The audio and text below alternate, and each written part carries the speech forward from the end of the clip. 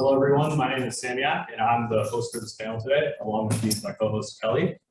And our first speaker today on the machine learning data science track. Yes.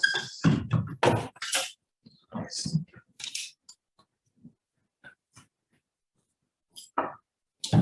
Yeah, on the machine learning data science track. So our first speaker today is Deputy Mayor Jeanne Holm from the city of Los Angeles.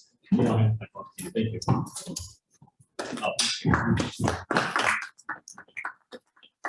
Good morning. How are you doing so far? It's not burning hot yet. Yeah, just going in. So hi, everybody. My name is Jeanne Holm. I happen to be the deputy mayor for the great city of Los Angeles. For those of you coming from abroad or elsewhere in the Southland, then welcome to the city on behalf of Mayor Karen Bass. I just wanted to share a little bit about what we're doing to give you a sense of why a deputy mayor is talking about data science. It's actually because that's my training.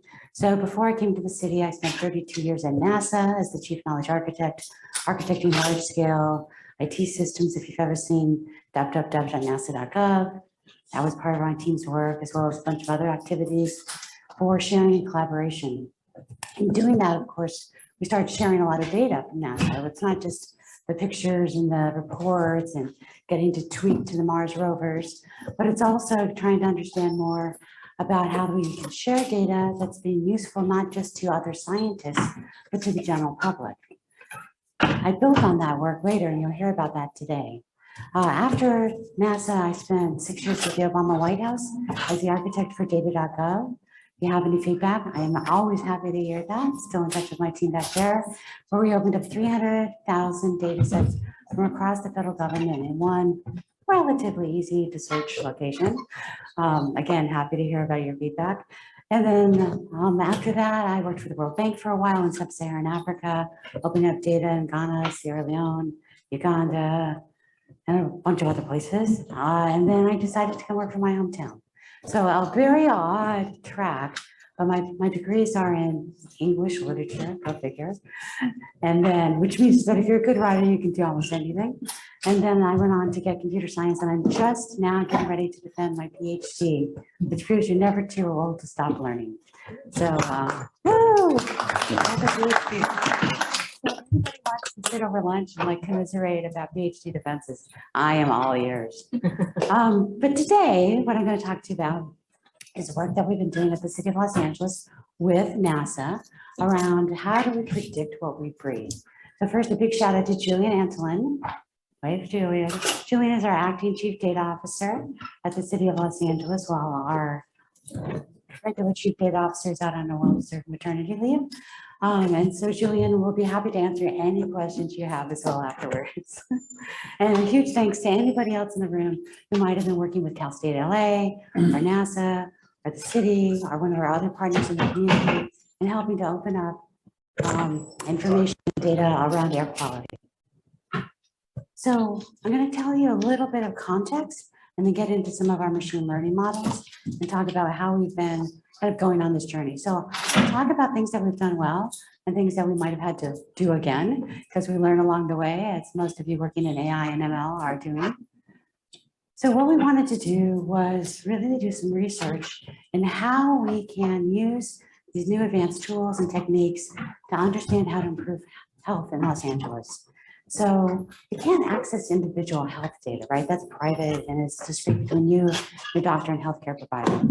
What we can do is we can access data about the things that influence and improve or make worse health factors. So in Los Angeles, 1 out of every 11 people suffers from asthma. You may hear it in my throat today. I'm not COVID, I have asthma. So lots of young people, lots of adults have that issue and interaction with healthcare around air quality. In addition, we saw over COVID that the long-term COVID sufferers and even people who got over COVID were starting to have more respiratory problems. So suddenly air quality became even more important. And as you might be able to look out today or almost any day in Los Angeles, air quality is a huge issue and one we always struggle with. Partly because of our geography, we're surrounded by mountains that trap in poor air quality, where we get the onshore breezes from our beautiful oceans that bring it up against the foothills and keep it here. And then our 4 million people who are residents and the 10 million people who commute and drive around the Los Angeles area. We also have one of the world's busiest airports, as well as the world's busiest port in the Western Hemisphere. And that port contributes a lot towards our air quality, but not necessarily in a good way. Even though we put a lot of different regulations and requirements on ships coming into the port, we still have to work with a global shipping audience. But every ship that comes into the port pollutes as much as 167,000 cars. So when we think about all of these factors, it's an uphill battle. And so we wanted to understand how to improve air quality, how to do that in a way that made it more effective for healthcare providers and for individuals who suffer from asthma and other things that give them reactions to poor air quality. So growing up in LA, we used to have smog days. This is my hometown, so I've lived here 61 years. And growing up in LA, we would have these smog days that was so unhealthy to breathe that you didn't go to school. And so where we sometimes see that in very specific communities around wildfires when there's a lot of ash and fallout, the fact that that was a regular thing, like it didn't seem weird at all to us as kids. Oh, it's a smog day, yay, I get to stay home and watch TV. Because you weren't supposed to even go out into your yard, as if somehow the air quality in your house before air purifiers was better, but at least it was more controllable. And now you can see that it's improved significantly. When I used to work at JPL, we would have summer interns that would come into the Pasadena area, and at the end of the summer when the air quality got better, they'd suddenly see the mountains, which they never realized were there. So when we try to think about the things we've done to improve air quality, the city is an interesting partner in this kind of work because we can improve regulations, we can put regulations on manufacturers of cars, we can improve, promote electric vehicles, electric buses. We have our first electric fire truck. And we have a lot of electric cars in the LAPD fleet. We can do tax incentives both to manufacturers and to people throughout California, working with the governor's office to be able to buy and use more air quality friendly products. In addition, though, we can also let people know and organize events around times when we think there's going to be better air quality. So if we have the LA Marathon, we do that in the cooler months when the air quality is generally better. So as we started to put our hands around this, we looked at where we had air quality data, and we found, not surprisingly, that air quality data was not equitable across the city. So we wanted to be able to map all of the regional air quality sensors.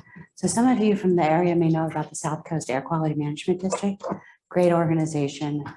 They have about 40 sensors in all of Southern California. So those are high quality, robust sensors that give us great data. But if you think about air quality, you know, as I with asthma walk down the street, I need to understand what the air quality is where I am, not where the air quality is in Beverly Hills. And so that becomes an issue of then who else has air quality sensors? Well, the airport and the port, turns out, have air quality sensors. They're both city departments. Our parks sometimes have air quality sensors, another city department. But when we did the map, we found that areas like East LA, South LA, Pacoima, parts of the valley, the poorer the area, the less number of air quality sensors we had. And so there's a lot of historical reasons why that may or may not have happened. And so other than just to, on behalf of the city, apologize for anything that kind of brought that about, we decided to get more air quality sensors. And so one of the things we did is we started a program with our residents that sometimes is referred to as citizen science, but in LA I like to call that as community scientists, where we hand out air quality sensors, purple air sensors, to people in the community who care about air quality. We work with Pacoima Beautiful and a variety of other organizations that help our community residents be able to understand how to put an air quality sensor up, which is literally placing it somewhere outside. It's solar powered, not connected. It's all wireless. You connect it to your network once and it's off and running. I've had one in my yard for 3 years and we just dust it off occasionally. And so now we see a huge number, hundreds and hundreds of air quality sensors in our communities where we never measured before. And now we can talk about the fact that we have a place called Asthma Alley, which is, this is not a good place to live.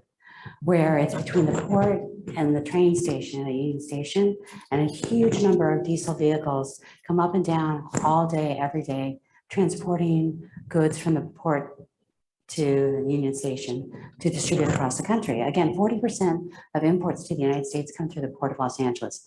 It's a huge number of products.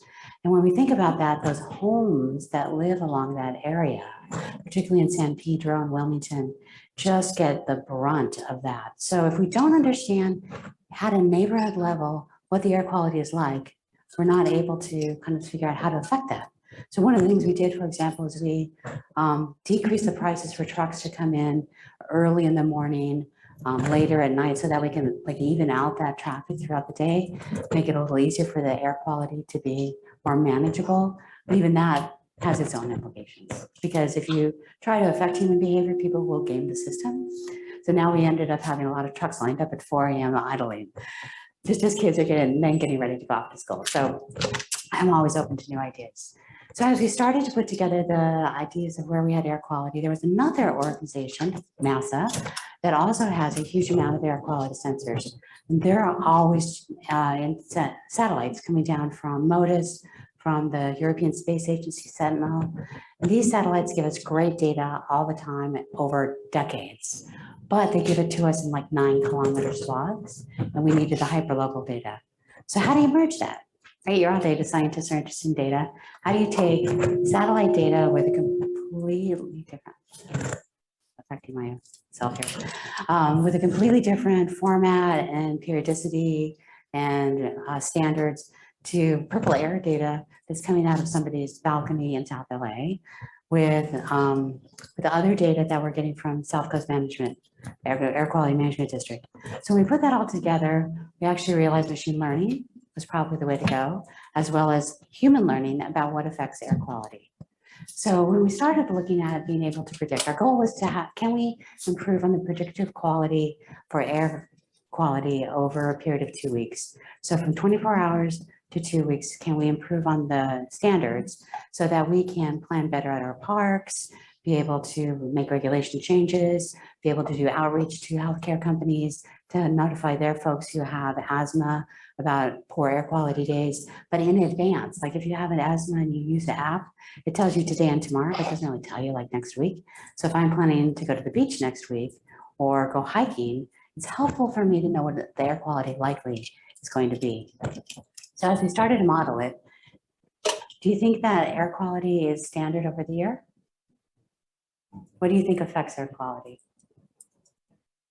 Is it traffic? Perfect. Are 4 million people and 10 million commuters every day? Summer heat definitely affects. You can look outside today. Santa Ana. The Santa Ana winds. Rain is actually helpful in many ways. There's one event every year on the same day that drastically affects, yeah? Fireworks, July 4th. The 4th of July fireworks. And then of course our wildfire season, which seems to be happening more and more frequently and more severely. So when we started to do these charts, shows you in 2020, the black line is the sort of particulate matter. So this means that the black line is following how bad the air quality is each day. So this is a normal sort of distribution, and then we drop down. That's in 2020 when Safer at Home kicked in, and a lot of people stopped commuting. Things kind of shut down for 6 weeks, and then, you know, over the pandemic, up and down, up and down, up and down. And then we come over here, and the spike is the 4th of July. Now, it's not just the 4th of July. So I live up in the foothills, and I can hear any loud noise across the entire San Gabriel Valley. And so I hear fireworks going on, and you guys see this too, the week before, the week after, randomly other days. So that pall of smoke hangs over the city, even though it's illegal to shoot fireworks in the city of Los Angeles. That does not really stop a lot of people. And so we have this pall of smoke. And so you can see, and then we have our wildfire season kind of towards the end of this graph. So all these things make it really difficult to predict. I mean, some things are like a point in time, like the July 4th, but how do you predict Safer at Home happening? How do you predict when a wildfire is going to come out? Well, we're working with others who are doing predictions on each of these different kinds of activities. in a way in which we're actually starting to put together all of this data and start to fuse it and using machine learning to train it to understand both the known kind of patterns, but also how to predict when these anomalous patterns are going to happen. So while we can't say on August 28th, there's going to be a wildfire, we can say that precipitation, the temperature, the dryness, the fact that we had a lot of brush grow this spring and it's now dying and making it tinder dry, but all of these things can be part of a prediction that another team is working on. And when we open source all of this, of course, it means that we can build on each other's models. So these are just some of the data sets that we're using from NASA, and then we also use European Space Agency data sets that give us a piece of it, right? Nobody's got like the answer, because you have to put this all together with how do we looking at PM 2.5, PM 10, NOx, different kinds of particulate matter that could affect health over the city. And then we tried a couple of different machine learning models. So we originally tried a neural network model, but it was too simplistic for all of these different factors. And so we actually ended up looking at deep neural network models, both short-term and long-term temporal variations. And then we take each of these data sets and train them against those different kinds of models. So when we put it together, you can see that we have the different data sets that we're getting. We also have this sort of raw data that we're getting from the community scientists, and you can check out air quality sensors at your local library, just saying. Just like a book and a computer and a Wi-Fi hotspot, you can also check out an air quality sensor. And so we put them together and tried and failed and tried and failed and eventually got to something that was predictive. So how many people here have been working in machine learning to some extent? Okay, and how many of you got it right the first time? Yeah, it's down too. Second time, third time. Fourth time. So again, machine learning is something that's still relatively new, but also the fact that we're taking data that we have structured for traditional tools, trying to use it in these new tools for predictive modeling and not being able to kind of figure out those standards. So 5 years from now, people will have these talks and it will seem very simplistic to do this. But right now we're in those early throes of trying to understand how to take standardized data from a variety of different people, variety of different formats, variety of different standards, and be able to train our machine learning models to be able to give us actual understandable data. So as we started to look through this, we did this idea of what's the right temporal resolution. The NASA satellites give us daily resolution. The satellites in the neighborhoods give us real-time resolution. And so what we wanted to do was we figured hourly, that not much more, can't do something with much more than hourly data. Minute to minute becomes just a little bit difficult to kind of manage. And so we've been able to get the prediction over all of LA County to be 95% when we look out for a 24-hour period, which is really good compared to the models we've had before, which are in the sort of mid-80s. And so that means that that data, which we also provide as open source through an organization called OpenAQ and through the city's open data portal, which Julian runs, is that we're able to then offer that data to others who are using asthma apps, or we're working with Anthem Blue Cross for their healthcare providers and Kaiser Permanente, so that as they have needs for getting air quality data, they're able to just pull it directly from us. And then we're also working with a few startups in the area that are using this data to try to create new apps and new services. And since we're just providing it all for free in an open source way, it makes it much easier for them to be able to consume it. We've also gotten the resolution down to 250 meters, which again is actionable from 9 kilometers. So, you know, NASA satellites are like, over this 9 kilometers, here's the average measurement over all 9 kilometers, which again is quite far if you're in Beverly Hills or South LA. But being able to get down to 250 meters means sort of a, you know, walk to school kind of thing. As part of this, we've also wanted to start looking at the idea of a digital twin. So has anybody started working on digital twins or familiar with it? Want to share? How are you starting to look at it? I've been working on it with the city of Melbourne. It's rough. Yeah. I'll digital twin. Yeah. Repeat your answer into the mic. Oh, sure. Sorry about that. I'm working with the city of Melbourne on their digital twin. It's really, really hard. I'm not even sure where to begin. Right. So are you looking at like building information model? Are you looking like a physical? We already have like the physical map. We have the 3D like BIM model of the city that we can render essentially, and then start to overlay other data onto that. Right. And it's just taken far more resources than anybody had guessed. And then like the actual sort of making it usable for analysts has required a lot more compute than anybody thought would happen. Yeah, it's really cool, but it's really hard. Right. So at some point in the future, this will get better as all of us are doing individual acts. As long as we share that openly and in standard formats and in ways that other people can ingest and digest, suddenly it becomes easier. So when we think about like ArcGIS and Esri tools, there's tons of layers out there, but there didn't used to be, right? It's the fact that over time we all contribute and build these different layers. So with the digital twin, what we're trying to do is create a model of the city that we can bury things in the model and understand the effect of that before we actually make those regulations or changes. Okay, so the reason why it seems easy is like the city is a physical place. It's a physical model, but there's 4 million people in the city who are all doing different behaviors, which all often affect the outcomes that we're trying to affect or change or predict.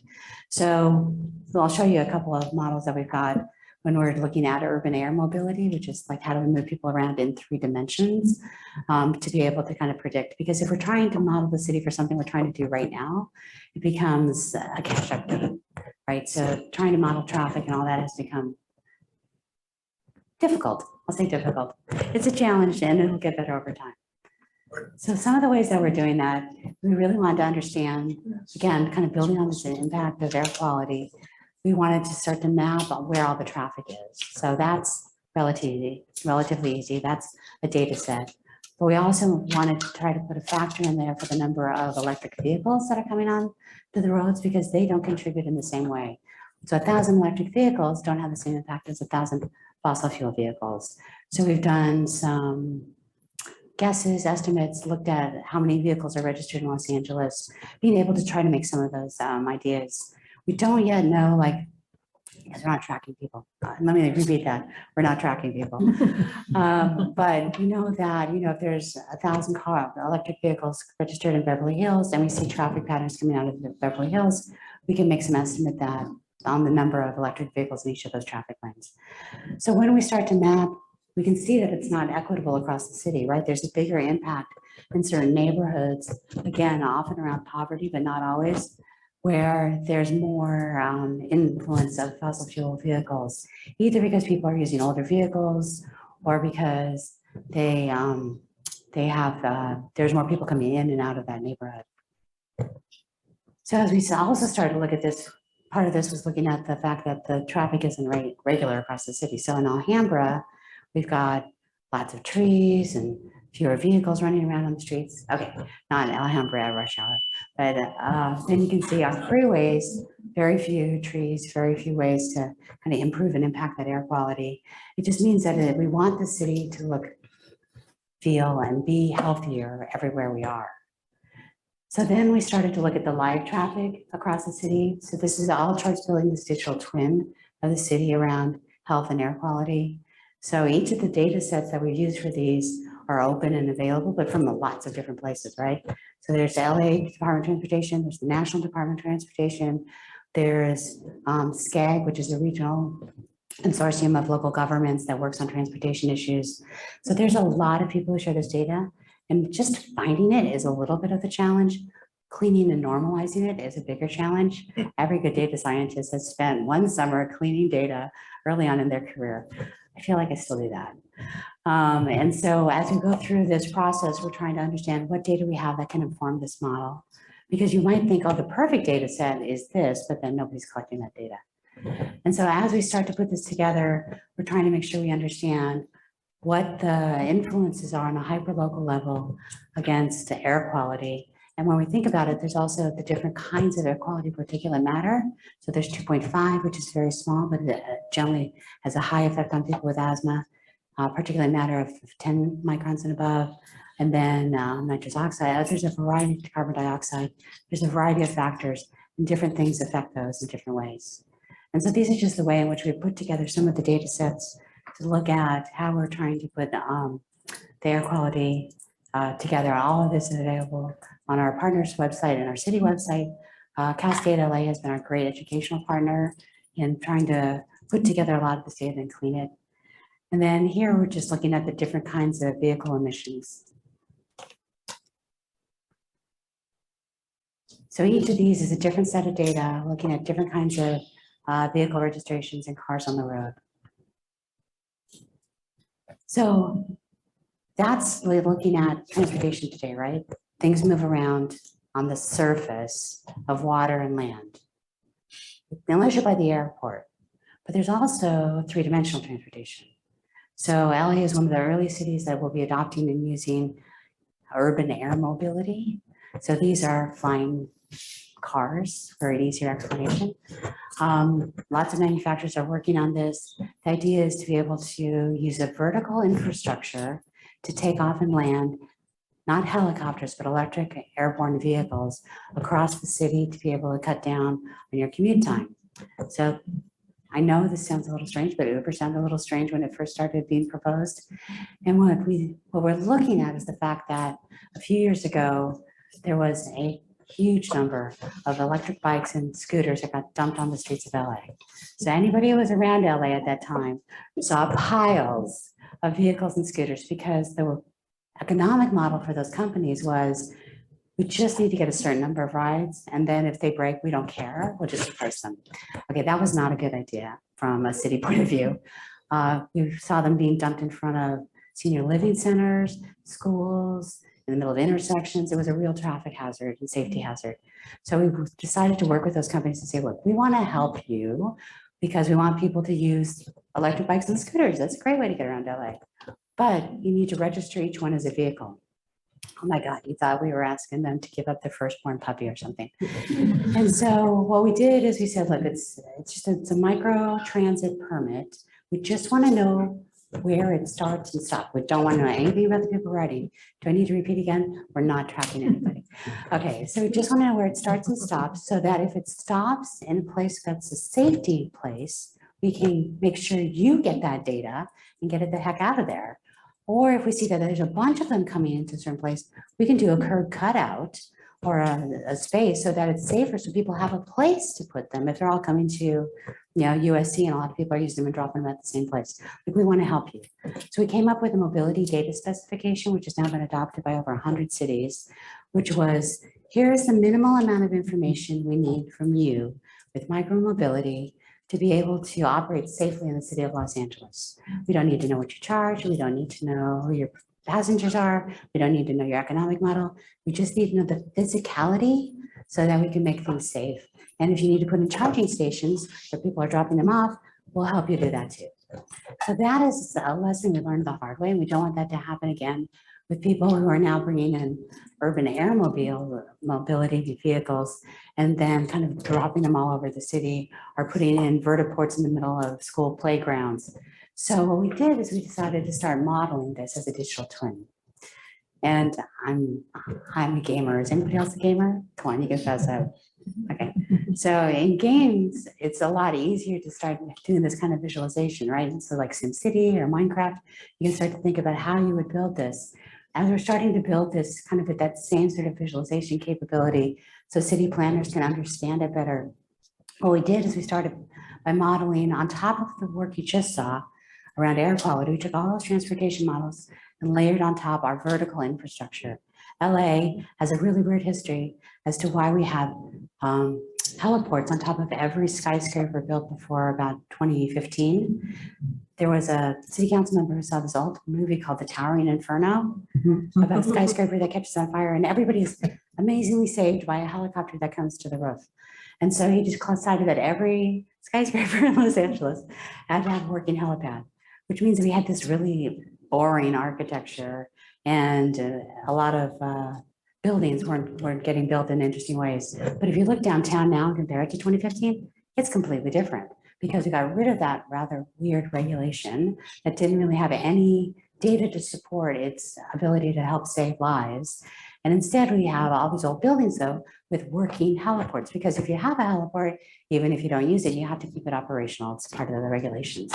So we mapped all of those. That means that companies like Uber Air and others that are coming in are going to have built-in infrastructure where they can land in places where there's already dense working populations and be able to have access to elevators and all the amenities above, often above 400 feet, which is kind of where all of our drone deliveries are happening, below 400 feet.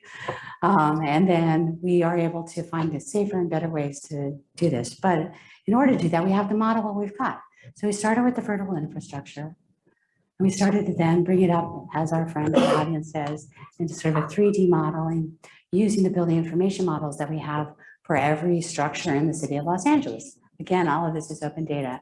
And now we can start to see line of sight, because if you've got a helipad that's surrounded by high skyscrapers, that's not going to be interesting to you. But if you're looking for a vertical pad, there's a couple of places here that are quite interesting to you, depending on the number of clients that you might see. And so as we do that, we're also making sure that we regulate it so that we don't have helicopters or urban airmobiles coming down into areas where there's dense population. We don't want them coming down below 400 feet. So this is a joint project between NASA, LAX, the FAA, and the city. We all have different parts of the airspace that we regulate. And so just to try to bring this all back to the fact that we're trying to get a whole new generation of people using data science, machine learning in different ways, we actually built this really cool app with a group called Agents of Discovery. So you can go into parks in Los Angeles and play a mission. It's a virtual reality, augmented reality game, kind of like Niantic and Pokemon Go. But our agent Peacock takes you through different adventures in different parks to understand what was helping the city with air quality, like the mature tree canopy, what things are helpful, what things you can do. And so we've got about 40 different missions around the city on air quality and other parts of our biodiversity.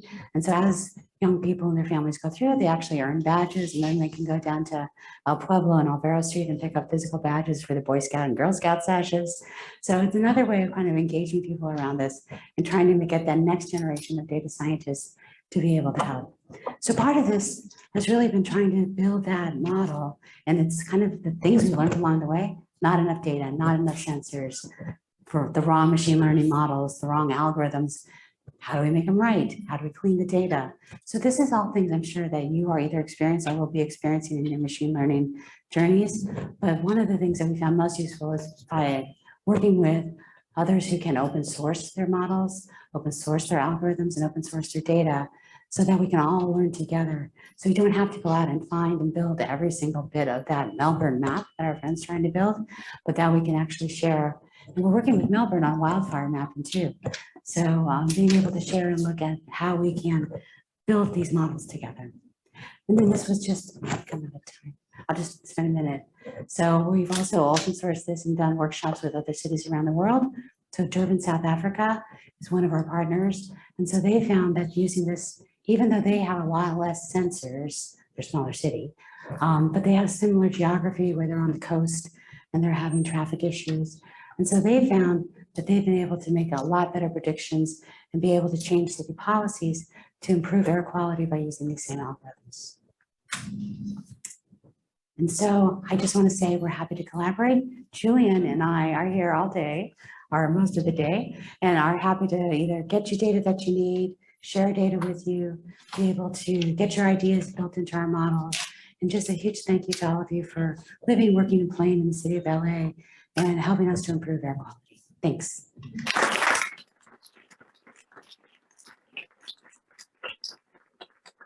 Thank you so much for the presentation. So we can have 10 minutes for the Q&A. Anyone have questions? Before we begin the Q&A, I want to reiterate, I forgot to say this at the start, but this presentation will be recorded and posted on the DataCon YouTube channel within the next couple of weeks, just letting everyone know. Thank you. Okay. Hi. More specific. Thanks for a great talk. I've been able to work with Suzanne Paulson at UCLA. I don't know if you know her. She was Yeah. atmospheric chemist, chair of oceanic and atmospheric and oceanic science most of the time I was there.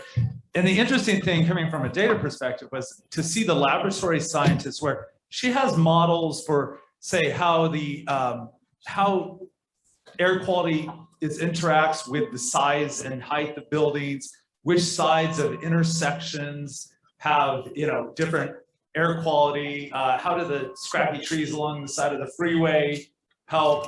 And it's so fine grained, and it's all about the actual air itself going through instrumentation and exact laboratory experiments. And it can be extrapolated into models, but I do see, or do you have already connections between that kind of, like actual physical model with sort of computational or data model that can be extrapolated onto a data twin and then used for all sorts of purposes? So I'd love to follow up with you and Suzanne. Suzette? Yeah. And be able to and build those in. So again, kind of like at the beginning with this digital model for urban air mobility, we're just getting started with the data on the top, building off of our current air quality work. But that's the thing, is finding the other data sets. So if we know we have data sets like that, and then that would tell us if there's poor air quality around certain kinds of buildings, we may not want to bring more transportation in there. Or it may change the way in which we make recommendations or regulations. So that's a perfect example of the kind of data that we're looking for. Thanks. Anyone have other questions? Please raise your hand. I have a question. Oh, most of them have been answered already, but you're probably familiar with, what was it, Calvin Byro? Yes, yes. Yeah, do you collaborate with them and share data? We do with Calvin Byro on air quality, but also heat and a variety of other environmental issues. And then we also share our data through OpenAQ. So OpenAQ is I don't know if they're an actual nonprofit, they're an independent organization that's funded by a variety of government organizations to share air quality data globally. So that's one of the ways in which we've been able to get other cities around the world. I know Melbourne data is up there as well, to be able to get them, because they don't have to collect their own data. There's somebody already collecting either satellite data, or if they are working with sensor organizations, to be able to collect that data there. But yeah, we actually ingest from Calvin Byro, and then we share back some of our findings. Great talk. And thinking about kind of how decision makers are using the information that you're sharing with them, is there kind of good buy-in, or how do you help them kind of understand, okay, this is how sure we are about our models and how clear things are? Are there parts of the LA org that are kind of friendly or less friendly to kind of seeing this kind of data? Because it's kind of blowing people's minds perhaps. Yeah, definitely. And I have been 40 years in this field, so I've seen people accepting data live on data.gov, how to sell it to a variety of political entities. And it's one of those few organizations that has survived a variety of presidential administrations. I'm very proud of that, because we try to say data is useful to everybody. Whatever you want to do, whatever you want to say, whatever you want to prove, the data would be there. So in LA City and LA County, who's a close partner in a lot of this, by the way, and SCAG, because they're more of a regional look as well, is that some organizations, I'm not going to call them out, are more resistant, partly because they just don't feel that they have the staff to understand it.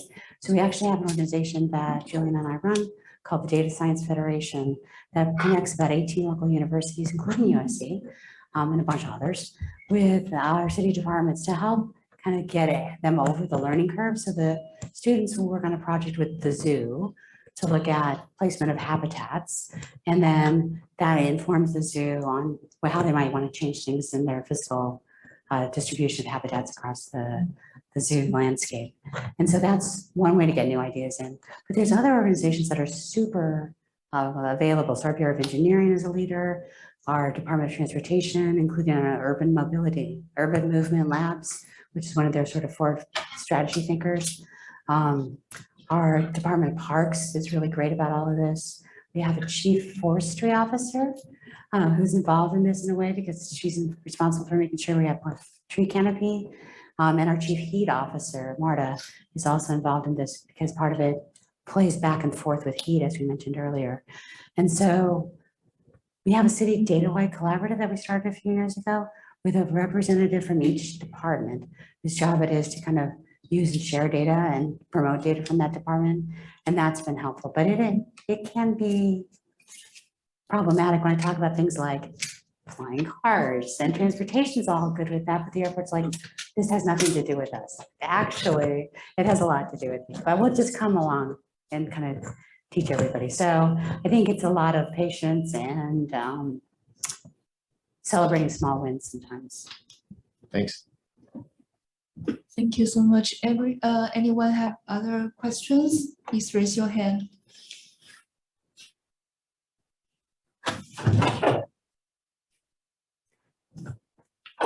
Great. Okay, yeah, thank you so much for the speaker and the audience.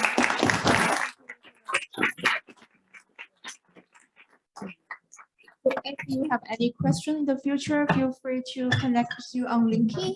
And yeah, thank you so much. And for the next session, it will be at 11. We'll talk about the artificial intelligence. Yeah, thank you so much and see you later.